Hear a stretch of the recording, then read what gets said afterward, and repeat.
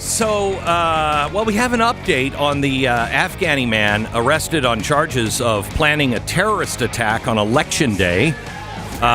Here's a cute little update. He worked in Afghanistan as a security guard for the CIA. Now, I'm not saying that the CIA is not trustworthy, but I'm not saying that either. Erik Prince joins us now. Hello, Erik. How are you? Good morning, Glenn. How are you? Well, I'd be better if I could trust my government. I think we all would be. Of course. What are your thoughts on this terrorist that the Biden-Harris people let in after extensive vetting, I'm sure, that worked for the CIA, and now we catch him trying to kill a large group of people on Election Day? Well, the debacle of the collapse of the Afghan government, enabled by Joe Biden, the way they did it, certainly pushed tens of thousands of people, even onto U.S. aircraft flown out of Afghanistan without ever being vetted. The fact that this guy used to work for the CIA means that he would have had some level of vetting while in Afghanistan, but still there was always the blue on green type insider attacks. The fact that this guy has come to America, probably had a hard time making it work in our society, and radicalized because the Taliban, Al Qaeda, and the rest of that ilk are still actually stronger now, because after 20 years in Afghanistan, having replaced the Taliban government in 2001 with the Taliban government in 2021, you could say that much of the global war on terror was an abject failure. So, that's the first of many, I believe. And the lone wolf attack is always the hardest one to figure out, because it's not a conspiracy. It's one guy that decides one day to just go crazy and to take as many of his hosts in his newly adopted land, because I'm sure as a refugee he was given significant money and resources by the U.S. government, and this is his ungrateful return. So, Erik, this is what you do for a living, and you advise countries and businesses and everybody else on what's coming. What are the top things that we should be looking for in the next few weeks that are possible or even probable? Well, on top of that, you have the Iranian government and the IRGC getting pounded, rightly, in the Middle East. And they've, over the last 20 years, have had unbelievable time and opportunity to build terror cells and networks and capabilities. So expect that after the inevitable Israeli response to the 180-some ballistic missiles that the Iranians just fired at Israel, when the Israelis respond and pound inside of Iran, and the surrogates and the deep cells of Iranian or other terror agents are going to come to the surface, all in the next few weeks, just before the election. So it's keep your circle small, and stand by for the black swan type events that people just would not be expecting any other day of the year. And because there's been such a, beyond an open border, a highway of illegals coming in, you've had, it's documented, tens of thousands of people from Iran flown to Venezuela, rebadged as Venezuelan to make their way up into the United States illegally. The IRGC, the Iranian Revolutionary Guard Corps, has had ample opportunity to seed lots of terror cells inside of America, and that bitter harvest is probably going to come soon. A couple of weeks ago, I did a special, and in the special, I talked about how Hezbollah actually has a little island with Venezuela, off the coast of Venezuela, where they're training people, and then they go back to Iran to finish their training, and then they come back over here. It's incredible what we don't know and what our government is just not doing anything about. No, and this is not already back in the 1980s. Right. There was an incident called the Iran Ajar, where a commercial Iranian aircraft was constant bearing decreasing range at a U.S. Navy ship.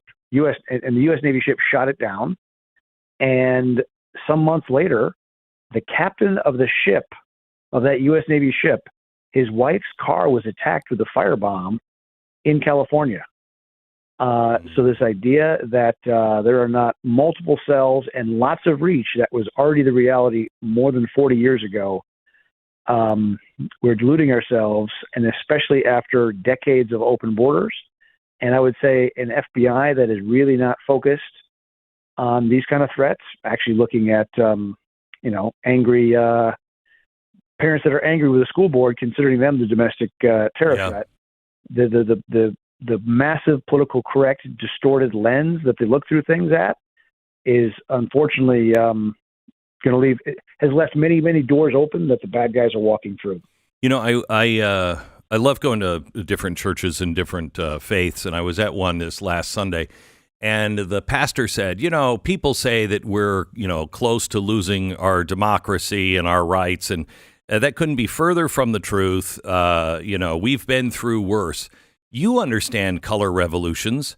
How close are we to a possible I think it's going to take a polycrisis to topple us and to change us forever? The greatest internal threat that we actually face yet is a collapse of our currency. And between the oversanctioning, the overuse of sanctions by the Biden administration, and the massive overspending, where you now have interest on the federal debt, that cost per year exceeding that of the defense budget. When you have that kind of damage from inflation and monetary collapse, like you suffered like the Weimar Republic did in 1920s Germany, that's the kind of thing we need to watch out for, and which is why we need to get our house in order. I'm really with Elon Musk on this. Yeah. 80% of federal bureaucracy really can go away. Close it down, massive headcount reduction, because the fact is, even in the D.C. area already, 70% of the bureaucrats are still telecommuting. They're not even going to their office 5 days a week. That is absolutely ridiculous. And it shows really how useless and how little actual productive work is being done by federal bureaucrats. Let me ask you, I had a guy come up to me and say, Glenn, I told my wife that we can't travel. We want to be where we want to be with our family. And we're not going anywhere from Election Day till maybe January 20th. Good advice, bad advice. His wife didn't agree. She said, you're just being too... And he said, you don't know what could happen. The country could spiral into disarray quickly. Good advice or bad advice? I am one that would side with keep on living your life and do not let fear dictate your every next move. So you're saying just stay where you are. Carry on with if your business or professional life requires you to travel, you need to keep doing that. I don't think it's a great idea for us to get a bunker mentality to say, well, bad things could happen. Yeah, there's always a lot of bad things can happen, and we have to be reminded of who's in charge, and it's certainly not us. Erik, thank you so much for everything that you do. One last question: you're watching FEMA and the response on from the president yesterday, where he was saying this is all disinformation, and Donald Trump and his ilk are lying about what's happening on the ground. You have anything on that you can share? I think whether it's the Secret Service or FEMA or whatever, it is all the same of a real collapse of credibility and utility of so many aspects of the federal government. When you throw money at organizations with never any accountability for continued bad performance, this is what you get. And this is exactly why a real house cleaning, a real culling has to be done, and to bring some accountability back. I think it's also a great, in times of great failure like that, it's also positive. My son and put a group of guys together, and they went out and they helped in seeing the innovation and the speed of private companies like Starlink or SpaceX doing Starlink, and private charities showing up with the means and the willpower and the get it done attitude versus the federal government. It is a great comparison of actually what made America great. Yes. And it's not our federal government. Yeah. I have to tell you, I had so much hope. I was in Asheville a couple of days after the hurricane, and watching the individuals and the veterans that came out, and everybody's just working together. Nobody asked, are you Republican or Democrat? They were just getting the job done. And it was America. It was, 9/12/2001, when we all just didn't care except about each other. And it gave me so much hope, because people have been saying, are we going to come together if there's a bad problem? The answer is yes. The answer is yes. Yes. And the people that know how to get things done are the ones that move to the objective to get it done. Mm-hmm. And they are constantly impaired by the mealy-mouthed bureaucrats second guessing, whether it's FAA people trying to, assert their control from 1,000 miles away on where aircraft can fly, instead of leaving it to pilot's discretion. Hey, if it's VFR conditions, go get it done and be careful, but move to the objective and solve it. And this one size fits all, federal government knows best approach is truly antithetical to whatever built our republic in the first place. Great talking to you, Erik. Thank you so much.